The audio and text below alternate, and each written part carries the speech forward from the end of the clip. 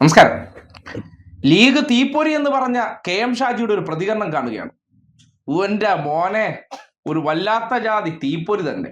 കാര്യം, അധികാരത്തിൽ എത്തുന്നതിന് തൊട്ട് മുന്നോടിയായിട്ട് PM ശ്രീ പദ്ധതിയെക്കുറിച്ച് പറഞ്ഞിരുന്നത് നിങ്ങൾക്ക് ഓർമ്മയുണ്ടല്ലോ അല്ലേ? RSSകാരാ CPMകാരാ ഞങ്ങൾ അധികാരത്തിൽ വന്നാൽ PM ശ്രീ എടുത്ത് അറബിക്കടലിലെറിയും.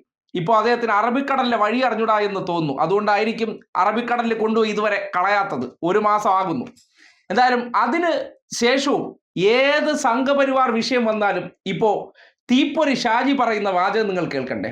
VC-മാർ കഴിഞ്ഞ ദിവസം സംഘപരിവാറിന്റെ പരിപാടിയിൽ അല്ലെങ്കിൽ RSS നേതാവായിട്ടുള്ള മോഹൻ ഭാഗവതിന്റെ പരിപാടിയിൽ പങ്കെടുക്കാൻ പോയതിനെ സംബന്ധിച്ചുള്ള ചോദ്യം വന്നപ്പോൾ ഞെട്ടിപ്പിക്കുന്ന ഒരു തീപ്പൊരി മറുപടി വന്നു. ദേ നോക്കിയേ.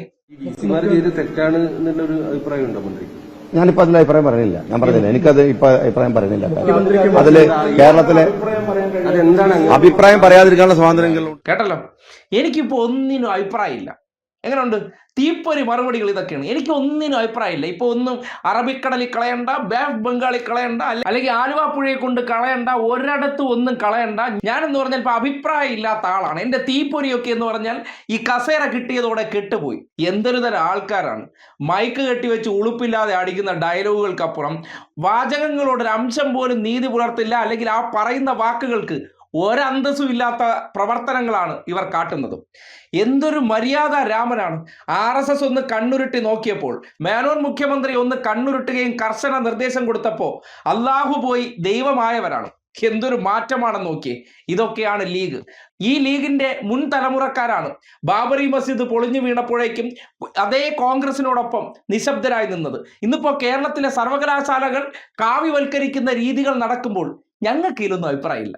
ഞങ്ങളൊക്കെ എന്ന് പറഞ്ഞാൽ ഇതിൻ്റെ കൂട്ടത്തിലിരുന്ന് വവ്വാലുമായി ബന്ധപ്പെട്ട് ഞങ്ങൾ പഠനത്തിന് വിധേയരായിരിക്കുകയാണ്, അല്ലെങ്കിൽ എങ്ങനെ വിദഗ്ധമായിട്ട് ഇഞ്ചി കൃഷിയിലൂടെ ലാഭമുണ്ടാക്കാം, ഇതൊക്കെയാണ് ഞങ്ങൾക്ക് ചിന്തിക്കാനുള്ളത്.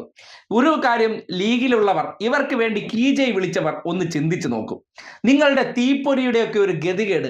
വാ തുറന്ന് ചില കാര്യങ്ങൾ അത് തെറ്റാണെന്ന് പറയാൻ തണ്ടല്ലുറപ്പില്ലാത്ത ഈ സ്റ്റേജിനകത്ത് നിന്ന്, മൈക്കിന്റെ മുമ്പിൽ നിന്ന് RSSനെതിരെ ഡയലോഗ് അടിക്കും പോലെ മന്ത്രിസഭയിലിരുന്ന് അടിച്ചാലുണ്ടല്ലോ വിറയ്ക്കും.